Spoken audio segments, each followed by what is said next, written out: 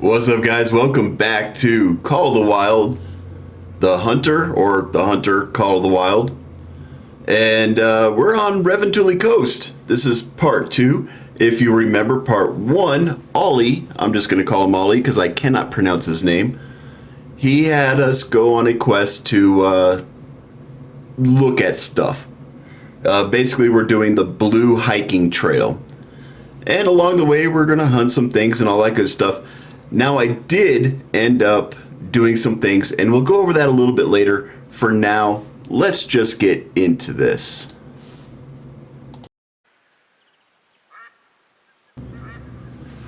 Right, so when I restarted the game, we're going to down this guy right quick.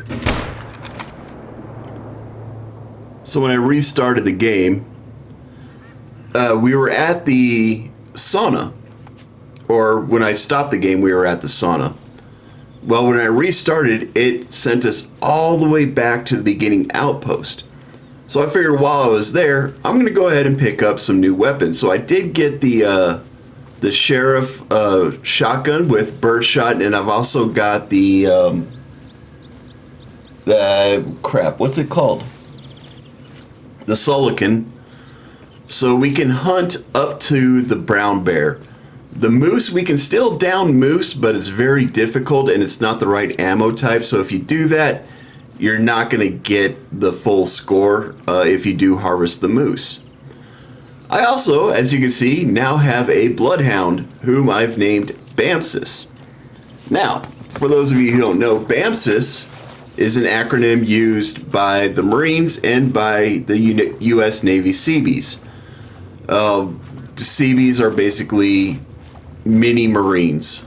I was one of them. We used BAMSIS, and it's kind of it's just an acronym. All right, guys. It stands for Begin Planning, Arrange Recon, Make Recon, Complete Plan,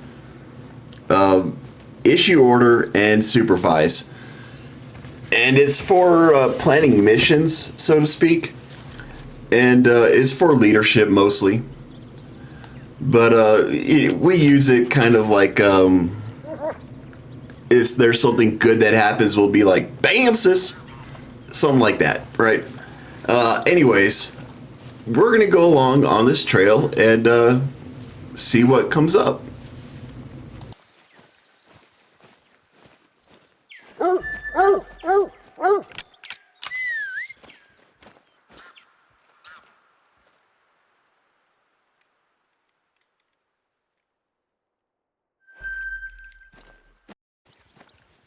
This is one of my favorite places on the Blue Trail.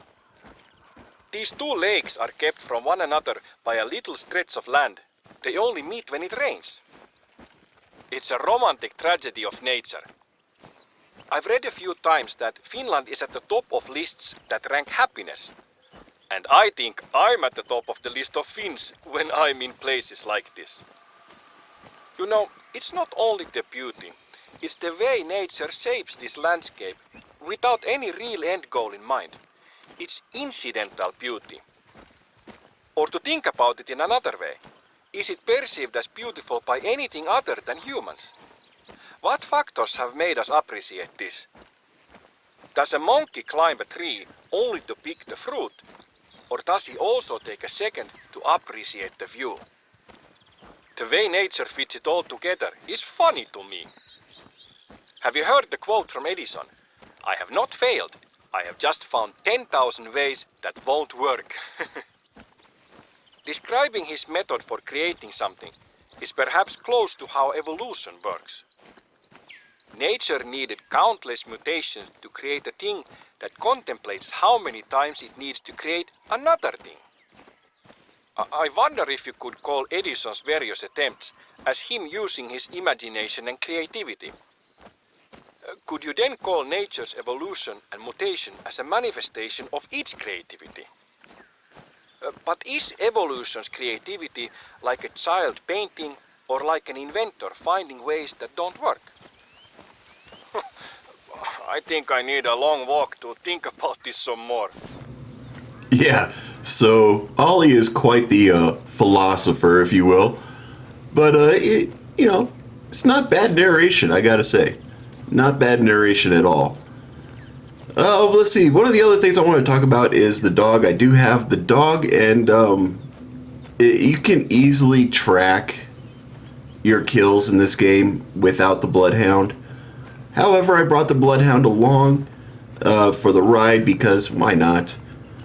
And you have two stats for the Bloodhound. You've got your companionship, and then you've got your actual tracking. Companionship, as long as the dog is with you and walking around with you, if you play with it, pet it, all that good stuff, give it snacks, the companionship level will increase. But in order to get the tracking stat to increase, you have to set the dog on the trail of a kill. Now, you only get 50% of the experience, or the dog only gets 50% of the experience once you set the dog on the trail. The dog will then get the extra 50% of the experience, or the full 100%, after it finds the kill. So that's how the mechanics work, or at least that's how it worked when I originally left the game. I don't know if it's changed or not, but that's how it was. I'm assuming that's how it still is. Anyways, we're going to continue along and explore Revontuli Coast. I've seen a lot of brown bears to the north of here. There are rumors of a great big unique looking bear in the region. I have never seen it myself, and I'm not sure if it's true or not. Maybe you could go and check it out. You know, in old Finnish mythology, the bear is a very sacred animal. We say karhu in Finland.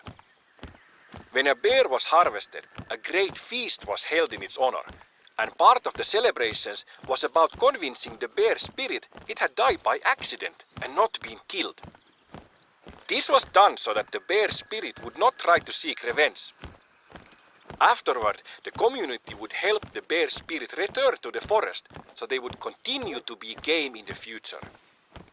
For other communities, the bear was a son of a god and was symbolically married to a maiden to make a bear god happy. Waking up on a Wednesday and hearing the good news, you're being married to a grizzly today.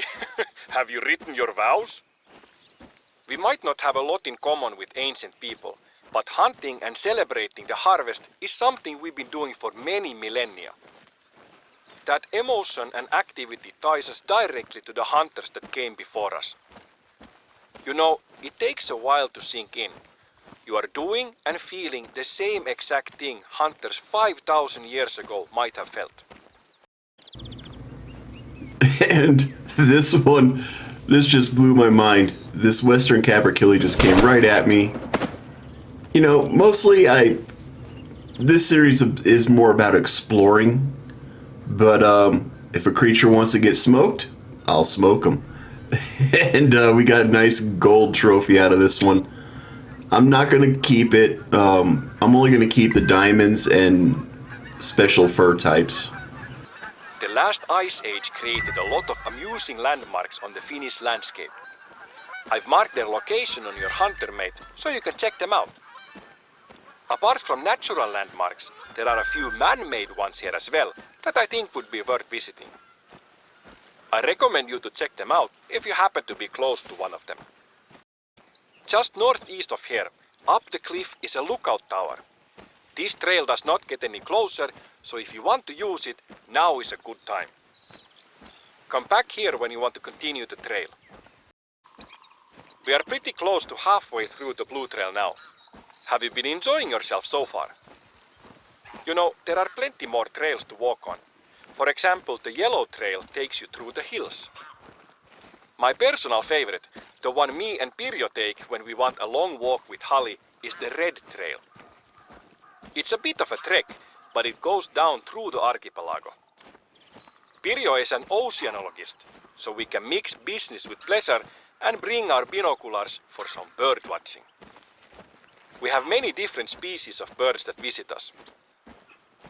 I don't remember the names of the birds in English. We have the metsähanhi and the tukkasotka. And yes, this one I know. We have the golden eye, which I remember because Pierce Brosnan. He's good James Bond. And maybe you know, birds can't keep secrets, so if you listen, you can usually hear them long before you see them. When I want to get really close to them, I usually use a bolt blind. We have them available in the shop if you want to use one. Talking about birds reminds me of a song me and Pirjo made together a few days ago. We recorded the call of some birds and made this. It's very short, but I think it turned out funny. Let me put it on.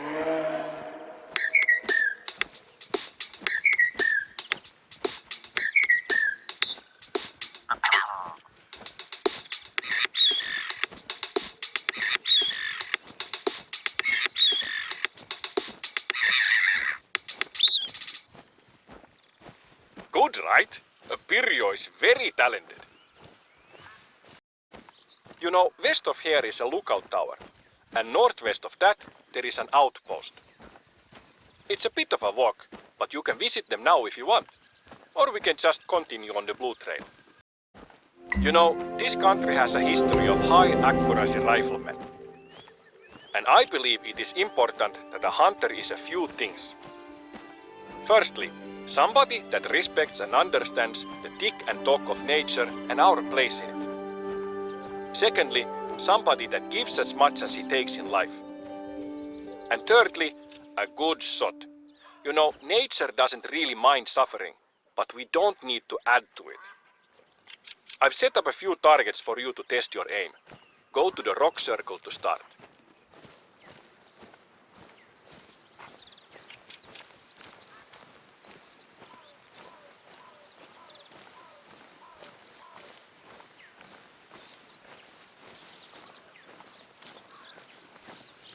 Let's start with an easy 150 meters.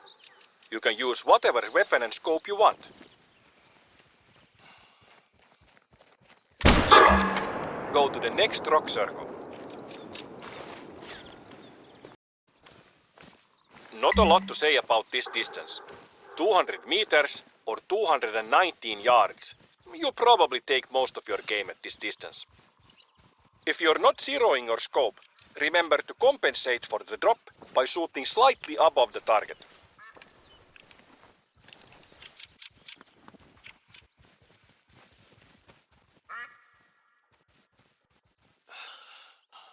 Hyvä! Here we go, 250 meters. Somewhere around here is where wheat is separated from the chaff.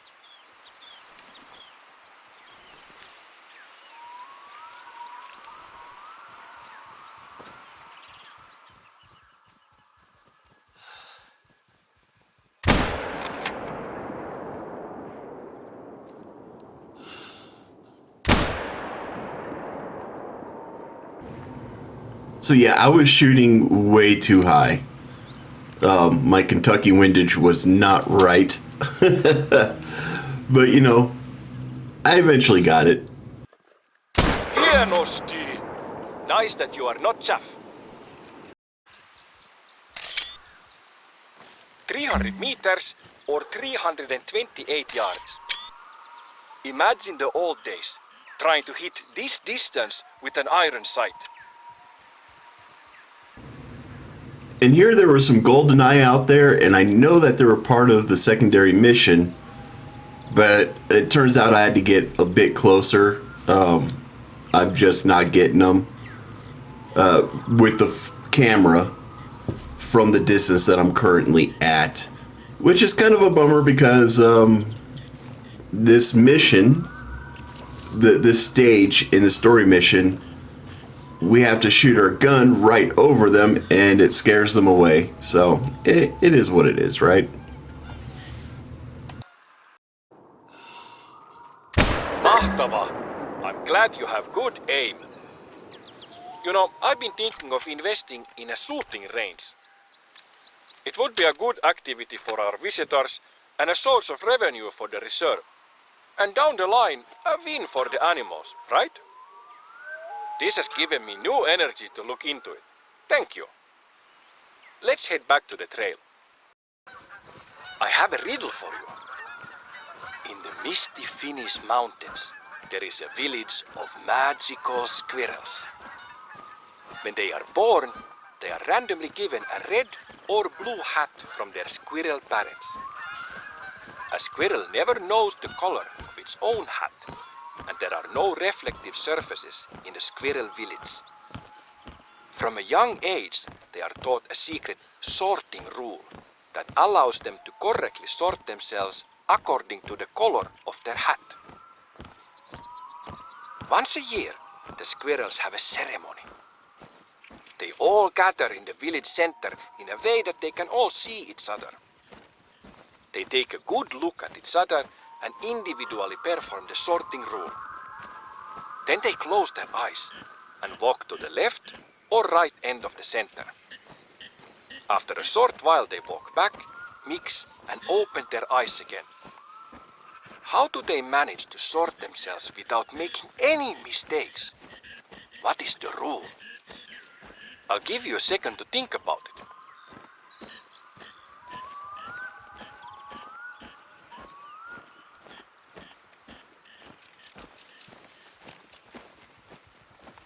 Any ideas? Here are a few clues. The answer is rational and logical. These are squirrels we're talking about. The number of squirrels doesn't matter, but to keep it practical, let's say it's any number between 5 and 10. It's something about counting, odds and evens. Try to put yourself in the shoes of one of these squirrels. Why would you arrive at a different number than another squirrel?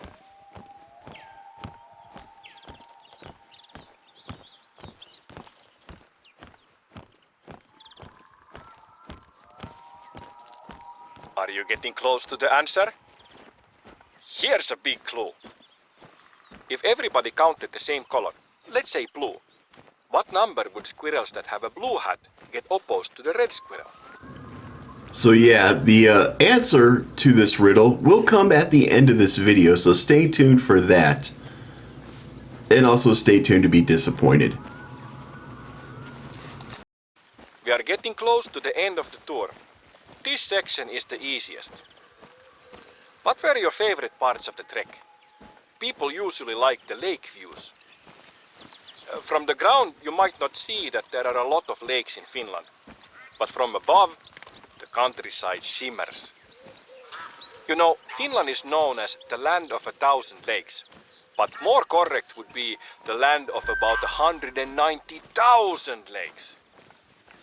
A paradise for the hunter, the fisher, the poet, and the mosquito. To make it easier to move around, we have boats stationed at the bigger lakes. Feel free to use them when you need to cross from one shore to another. I thought it would be nice to rest your legs and take the last part of the trek in a boat.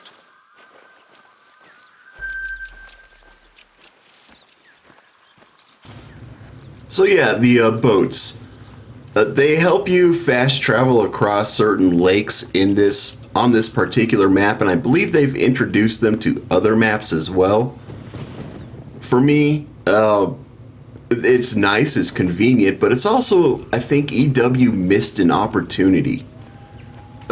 Because they could have done a very nice little cutscene for each boat, but they didn't. You just black screen it, and we're gonna see that here. So, you know, they're nice, but they're not so nice.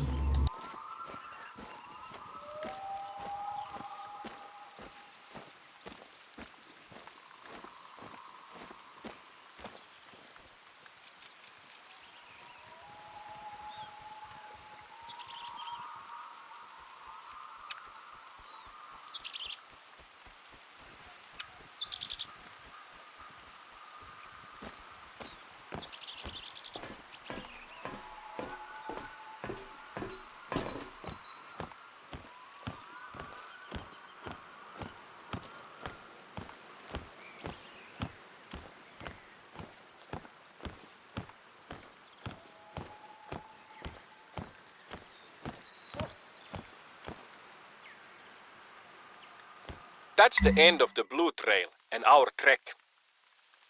I hope you enjoyed the walk and our chat.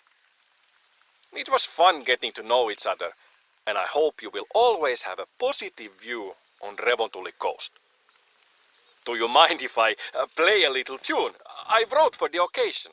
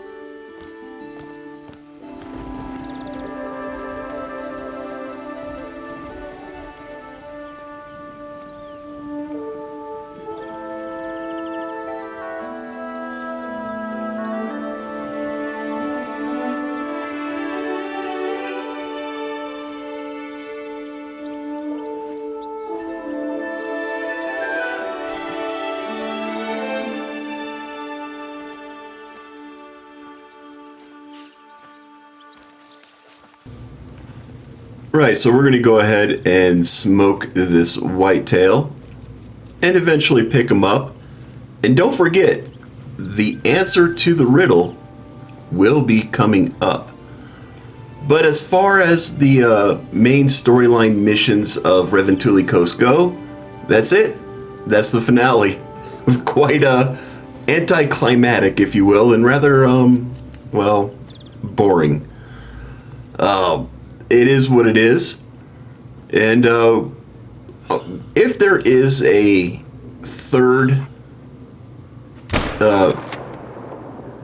episode or third part of this particular map, what it's going to be is showing the experience that I've made by unlocking the entire map. I highly recommend you guys do that. Unlock the whole map and you're good to go. And then from there, and that was the most inopportune time to get a phone call. Unfortunately, I had to answer it because it was work. Just had to clarify some things. But as I was saying, the third part will drop after I completely unlock the whole map. We'll look at the experience and stuff like that. I might focus on the secondary missions as well. I'm probably going to do this one here, where you go to all the special landmarks. And there's another one where you climb to the highest part of the map. I'm going to do those. The photo one and the get a gold of every species, that's going to be something further down the line. It's not going to be a part of this series. If I make it, great. If not, whatever. So here I realize that I do have another skill point. So we're going to be doing that.